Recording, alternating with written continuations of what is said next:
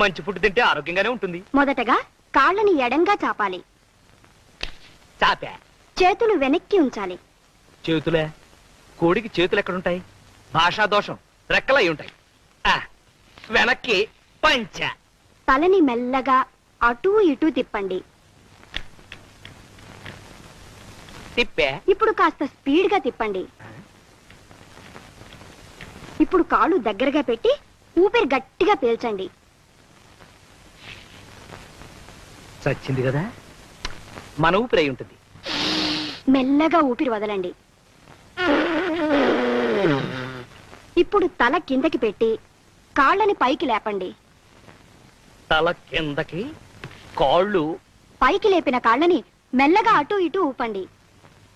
ముందుకి వెనక్కి, ముందుకి వెనక్కి. ఇప్పుడు మీ ముందు గుమగుమలాడే చికెన్